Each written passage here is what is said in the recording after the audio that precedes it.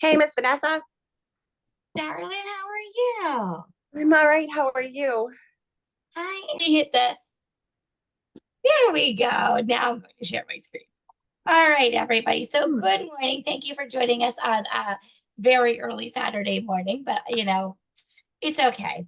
We got to get up and get business done. We can't just be sleeping all day long, right, everybody? So Vanessa, I that's just want to say one thing. sure. I'm in Central Time, so I missed last week because it was 1 hour difference, but then you had it recorded. So I was like, oh my God. Yeah, sorry about that. So 8:30 is what works for me on a Saturday morning. So I will always record calls for everybody. We will make sure that anybody that's doing any trainings will be recorded. But I figured, you know what, Saturday mornings is sometimes when everybody has a little bit of downtime before their day gets into chaos. But we will always have recordings for anybody that cannot make it. So thank you, everybody, for joining me today. So today our topic is going to be colorful contacts. I was trying to look for like the brightest shirt I had, but today I got that you got this. So it's just going to remind you, everybody, that you got this, okay? And you can totally do this. And I'm going to give you some examples today of things that helped me really grow my business when I first started.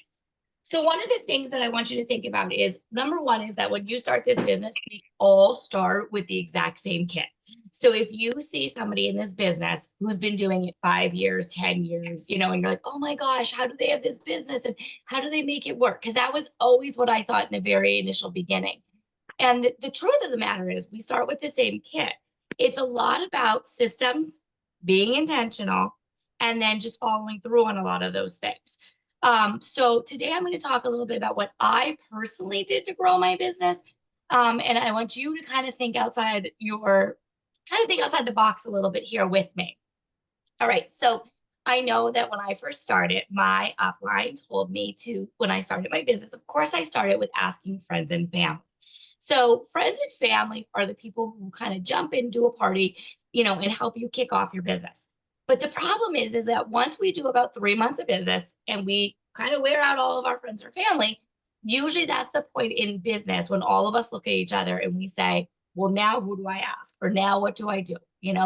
Um, and this is where when sometimes when we get to that point in business, that's when we start to get some anxiety, some stress, and we think, can we really do this? And sometimes, our mindset kicks in and it's a negative mindset thinking that maybe I'm not cut out for this because nobody wants to have parties or, oh my gosh, I'm out of people. And now what do I do?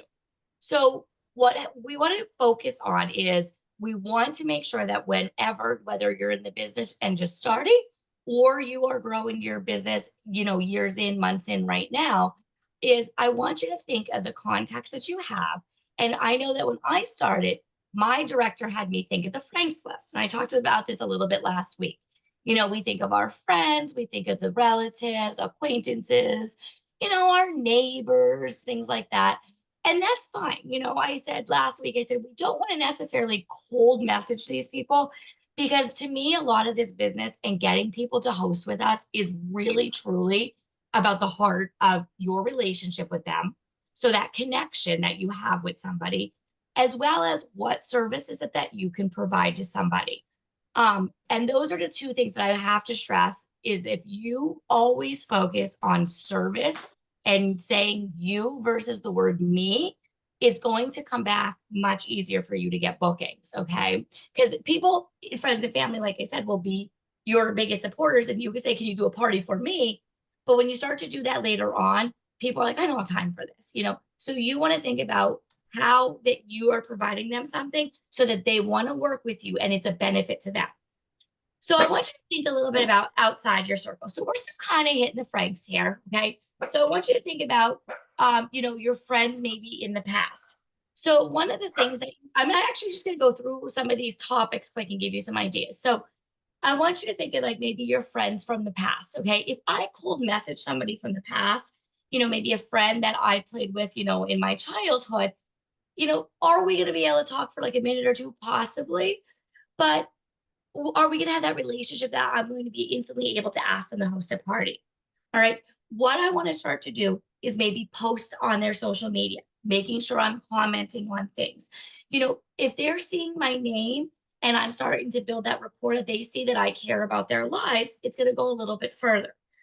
Now, could you message these people and start to build a connection? Hey, Sally, I haven't seen you in so long. I'm just loving the pictures of the kids. Start to build a relationship again with these people before you go right in for the booking. Past coworkers, same concept. You're somebody you worked with, reach out and, connect again with these people to say, hey, how's it going? Where are you working now? I know when we were together, bring up a funny memory of, something that you and that person did. That way you're starting to build that relationship again with them before you go in and ask for a booking. And by building a relationship, it doesn't necessarily mean that you have to go 5 years of now talking to these people, but go back and forth with a couple messages before you go right in and asking them for a booking. Referrals. Okay. This is a big one. So when I first started my business, if somebody would tell me no, I would not just stop there. I would go back. Well, a lot of times I would go back and say, okay, if you don't mind me asking, is there a reason you're saying no? Would a different month work a little bit better for you? So sometimes when somebody says no to us, we instantly think it's no forever, and that's not the case. So sometimes we have to help our contacts and these people kind of get over why they're saying no. Sometimes somebody might say no to us just because of the fact that they're thinking instantly, oh my gosh, she wants me to do a party. This is August. This is the craziest time of my life. I cannot do that. So don't be afraid to go a little step further to ask why they're saying no. Maybe they're saying no because it's just not a good time of their season. And we have to kind of work through that with them and get to, a better month that would work a little bit more for in their life. So don't be afraid to ask that. But anyways, if I were to go into a conversation with somebody and they tell me no, we have this conversation, it still kind of leads to a no. I'm thinking maybe they're going to be more of a customer, probably not going to book right now. Then that's when I say, okay, I understand that this is not, a great time for you, or, maybe now is not a good time that you're interested. But do you by chance know anybody that loves Pampered Chef? Or do you know somebody that you could refer to me who, maybe could use some quick meals now that school's going back, that maybe I can help them? So don't be afraid to go in and ask for the referral. And what you could do is you could always give a quick little, if they decide to host a party with me, I would love to give you the kickback. I would love to send you a seasoning. I'd love to send you one of our season's best cookbooks with all the latest and greatest recipes. So don't be afraid to ask for the referral. Last week, I talked a little bit about categories of people and categorizing your people. So maybe when you're looking at the different categories, maybe you're going to focus each day on a different group of people that you want to connect with. So maybe this week you're going to start off on, Sunday morning tomorrow, you're going to message everybody that has red hair that you know. Maybe on Monday, you're going to message everybody who has a child that plays soccer. Maybe, the next day you're going to message everybody who lives in New Jersey. Okay. So by categorizing these people, it gives you a focus point on who you're going to message. But again, when you're messaging these people, work on providing a service using the verbiage to reach out to them and provide them something. I could tell you as a mom, a full-time teacher, a Pampered Chef lady, and soccer season, if you asked me to do anything for you in August, I would tell you absolutely no. That's just my life. So when we're thinking in categories of people, especially if you want bookings for August, fundraisers is a huge one, everybody. Right now, you could provide such a humongous service with that 30%. So categorize your people: sports, church, fire companies, and think of somebody that could have been affected by cancer, somebody that could be affected by ALS. This is a great way to categorize your people right now this week and get still bookings on your calendars. But definitely put them into different groups so that way you're hitting different networks of people. And I'm going to talk about that in just a couple minutes. Your out-of-state people, like I said, that was a category I just gave you. Think of people outside the box. Oh, and I just thought of something, well, going along to kids' parents here, this is something else. So like I just mentioned to you right now, if you're looking to still fill your August, which we all should be because we don't stop big business until the last day of the month, just so you all know that. You work until the last minute. At least I do, but I'm telling you, it works. So keep working for August. But in August, this is a crazy time for us. So if you are going to network and try to talk to people that have kids going back to school, I'm going to tell you, you're going to get defeated because this is the month that people are going to say no unless they booked, much earlier and they have a set date. So this is a great month to reach out to people who have grown children, people who have kids that are off to college. And I say off to college because their kids will leave for college in like 2 weeks. And then you still have that little bit of time in August, but they're going to have some maybe empty nest syndrome going on. You could kind of talk to them about that and how, hey, let's get some of your friends together. So then that way, they're not thinking about their child who just left for college. So you want to be intentional on who you're looking at. And I'm very intentional about who I contact per month. So if I am contacting, like right now, I told you August and May, anybody that has kids or any teacher, chaos. So I know that if I reach out to them, this is probably not going to be the best month. I got to reach out to them at different times. So being intentional on who you're looking at each month is really important, and making that contact list. And then, like I said, we're kind of looping back to like social media and some neighbors and friends from the past. Again, social media, I mentioned last week that looking at your social media, if somebody is posting a lot of recipes, those are people you want to reach out to, because if they're cooking every day, they absolutely need the tools to make it more efficient. So those are who you're going to look at. All right. So now I'm talking about all these different people you could reach out to, and you're like, okay, that's great, Vanessa. Well, why?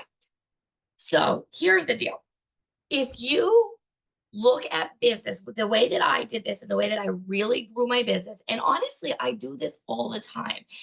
When I stop to look for bookings, if I stay in the same circle of people, you know what happens, right? The circle goes around. It doesn't ever branch out, does it?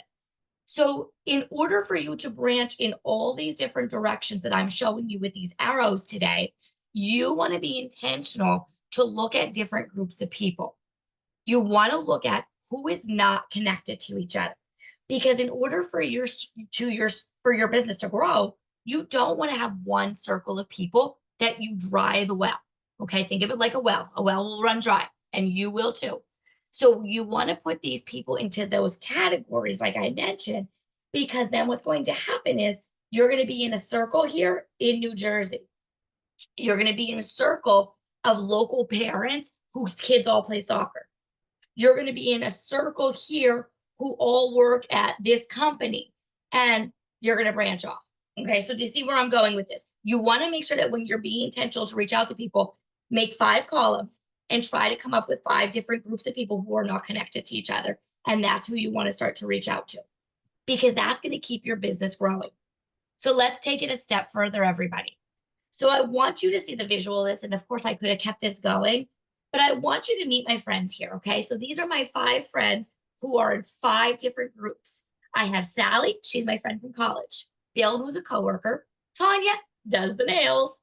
John, cousin from out of state, and Ann is my referral. Okay, so what happens is that if I was working with Sally and I just kept booking all these, people with Sally, and there are going to be times you go to parties and you are always going to meet new people at every party. So even when you're in the same circle, you're still going to always meet new people, because everybody has different friends. Okay, so if Sally books and then her friend May books and then Laura books, there's still going to be different people at the party. But depending on how many people are at that party, or how many people are interested in booking a party at that time, that's where we can run into like where we're running out of people. So this is why I say it's important to think of 5 people who are not necessarily connected to each other. Now, look at this. So I want you to think about your number of contacts that you're going to get. So if none of these people are connected. So from Sally from college, we get 2 bookings at her party. There's our 2 bookings. And then we continue to get the bookings from each of these parties. Look at how many contacts. Now imagine, so in this party, so Sally has a party. She ends up getting 2 people that book from her, 40% off items for Sally. Woohoo! And then at their parties, they get 2. And then at their parties, they get 2. And it keeps on growing, right? Let's just imagine that at Sally's party, she had 10 people that came to her party. I'm just using that as an average, because that's kind of what happens. We invite 40 people, 10 show up. So in this realm, we have 50 people right here. And then you have 60, 70, 80, 90, 100, 110, 20, 30, 40, 50, 150 contacts. Then we keep going. 160, 170, 180, 190. You get the idea, right? We keep growing this, and now we're getting more and more contacts. We're not staying in our same circle. And we're continuing to branch off in 5 different directions. Now, give or take, some may have more, some may have less at these parties, but it's giving you an idea. Now, imagine if you worked with your host and the company gave this amazing opportunity where if we get 3 bookings, well, not us, but our host, they're also going to get $50. So you have to sell that idea to your host once you have them. So creating a visual, Pampered Chef gives us visuals. It's right on Marketing Kitchen, which you guys will all have access to soon, as well as our marketing imagery. But they give you the little spoons, and you could say, "Oh my gosh, Sally, you got 1 booking! I'm so excited." Introducing the idea, making sure every day when you're host coaching, you're talking to them and pumping them up that, "Oh my gosh, your rewards are going to continue, Sally. Oh my God, Bill, I'm so pumped. You got 2 bookings. I'm going to challenge you, Bill. Go get 1 more booking because guess what? When all of these parties are held, you're going to have $50. And that's going to be great for you to put in your account that the Pampered Chef will put in there for you. And you can use it to buy a Christmas present." Selling the idea, going on your phone and sending a voice clip about how excited you are for them to book these parties. Don't even use the image. Make a quick video. I was on yesterday with my fundraisers and I made a video with their names, intentionally thanking each of them and working with me to do a fundraiser because it means so much to me. A 10, 20, 30-second clip is going to build these connections. Same thing with your contacts. Send them a quick video. "Hey, it's Vanessa Boyle here, your Pampered Chef consultant. I just wanted to come on and thank you so much for coming to Sally's party. I love meeting you." Tell them something you remember about them. Even if it's an online party, do a post to get to know these people. Make it personal, make the connection. You are selling yourself. Stand out, guys. Do something out of the realm. When they hear your excitement in your voice when you reach out, and this is a great way to get bookings. Send a voice clip. "Oh my God, John. Oh my gosh, John, I haven't talked to you in forever. I wanted to tell you, I'm so excited. I just relaunched my Pampered Chef business, and I would love for you to be my first host. Would you be interested in working with me to help, stock your kitchen and and we can reconnect as cousins, family." We could say something like that too. Let them hear your excitement. Let them visually see you and be excited. Do not be nervous. This is a way to build those connections and relationships. Okay. So that is something else. And imagine the contacts you're going to grow by continuously being diligent. And I always say we want to work smarter, not harder. So why do you want to go out and do cold contacts and try to get bookings when you could work with the host right in front of you to constantly grow your business? So again, this is just being very intentional and systematic. In my contact list, I'll show you, and I have this, I shared it on my team page, and I'll share it with Laura and everybody else who's on. I am old school, guys. I hate technologies ever since COVID, but I have a contact list and I keep track of my contacts. And then I have another sheet that I keep track of. And this is all in my binder. And I keep track of each week what my bookings are and notes about my bookings. And it just helps me to keep track. You could do the same thing and keep track even of your who are the most outgoing people in these social parties, on your online platform parties. Who at the parties is most engaged? These are who we want to connect with the most because they're excited, they like our products, and those are the people we could then network with to get into their circles. So what else can you do to grow your contacts? Okay, obviously we are going to build the connections. That's the heart of our business, but there's some other things that we can do. This month, one of the big things I see all consultants doing is they're putting up a post, their pictures with their kids, pictures with their products. If you have some product that's extra in your house, give it away. This is a great month to do a prize giveaway, create fun images. You could do a mystery host party this month and have something that they have to comment on. If you're going to do a giveaway, you could say, post a fun GIF of, or post a fun selfie of something you did this summer. And when they post, that is your contact. They are engaged with you. They are looking at what you are selling them by what your post is. Reach out to them. Also, Facebook algorithm, they comment, "Hey, Jen, I sent you a private message. Hey, Betty, I sent you a private message." It keeps the algorithm going. So don't just reach out to them. Comment back, reach out then, because it builds your algorithm. Go live. If somebody is watching you live and somebody is commenting, liking, loving, hearting, whatever, reach out to them, build the relationship. Those people are engaged in what you are doing. They are contacts. Post a product with a tip. Again, see who comments. This is another thing to remember, and this is kind of a social media tip, but as you're doing posts, don't be salesy every day. Post something about tomato season. We're going into tomato season. Post something about tomatoes to help people. Post tomorrow, post a recipe with zucchini bread, because zucchinis, everybody that has zucchinis, they're using zucchinis right now. They need ideas, zucchini brownies, whatever. Go on your social media and post different things. People that are continuously engaged and following along with you, they are also people who are, that you could connect with. Be consistent in your VIP group. If you don't have a VIP group, guys, get one right now. Have a business account, make it VIP. It's a great community that you're building up. You're letting them into your personal life. I post a ton on my personal page, but I also do the same posts on my VIP page. Those are people that want to be there. Those are people that aren't going to just scroll past Vanessa or snooze me. They're choosing to be in my VIP group. So these are people that you want to take care of. Provide them a service. Give them product tips. Hey, who owns a quick cooker?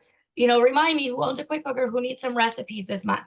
This is a way for you to reconnect with people that maybe had parties also in the past, who might need a refresher on how to use their products. Or maybe they're just people who might even book another party. Who knows? Because that's the thing too, is that when you book a party with somebody, don't be afraid to say, hey, did you want to book your party again for 6 months or a year from now? Because I'd like to get you on the calendar because I fill up quickly. Guys, you're busy. If your calendar has 0 bookings, when you contact somebody, you're going to use verbiage like, I'm going to, you know what, let me look for a date because my calendar is really full. Busy people want to do business with busy people, and pretend you're busy even when you're not busy, because they're going to want to get on your calendar. Have different social media platforms. Facebook is the guru for many years now, but a lot of people now are trending over to TikTok, Snapchats, and Instagram. So don't be afraid to go on there as well. Okay, so kind of network those. And same thing, posting the same things, doing reels. You don't have to go live all the time. Lives are great, but 30 seconds is also great, because people only are watching quick videos. So when you're engaging in that 30 seconds, it goes a long way. And then, of course, doing follow-up customer care. So this is really key. That's when a lot of times I always say the key is in the follow-up. So if you're doing a party and somebody orders, following up, they may not book a party right away, but follow up the first time. Hey, did you get your products? Are they out of the bag, out of the box? Can I help you with them? Second time we follow up, here's a recipe. I wanted to make sure you were good with your products. Was there anything on your wish list that you did not get? This is the time then to go into the bookings, following up, reaching out, and continuing to grow those contacts. And then, of course, the last step, because I want to make sure that we're conscientious of time, and I know I went over a little bit here, but our action step for today is I'm going to challenge each of you that are on today's call. I want you to make a list of 50 people. Do you know why I'm going with 50? Because you're going to have 5 circles of people. I want you to think of 10 people that, maybe are connected in this way, 10 in this group, 10 in this. Categorize those people so that you could reach out. Also, the reason I did that is if you group them by 10s, for every 10 people you reach out to, 1 booking is what you will get. So if you have 5 categories of people this week and you reach out to each group of 10, 1 person in each of those categories will book, and you will then have 5 different circles that you are going to be working with for your bookings. And once you write down 50 people, I'm going to challenge you not only to post it. I want you to post on the team pages when you list all your 50 people and break into the categories, but I want you to also continue to take notes on each of the people you reach out to. And the biggest thing I'm going to tell you is if they do not say no, reach out the next day, 24 hours, follow up and say, hey, by chance, did you get my message yesterday? But the key is in the follow-up. People are busy. Follow up. Do not assume, because we know when we assume what it makes all of us, we know what happens. But when you follow up with these people, a lot of times that's when you're going to get your yeses. So the key is always in the follow-up. And if they still don't answer, let it go. Put them on your contact list to reach out to again in a month or 2 and move on to the next person. But do not take somebody that doesn't answer you as a no. Go back and double check. And that is all I have for all of you today. So hopefully, we only have a couple minutes here left on our Zoom app. But if you have any comments or feedback, feel free to post it into the chat. I'm going to stop recording and stop everything now. So thank you for joining us this Saturday morning. Obviously, you're free to go at any given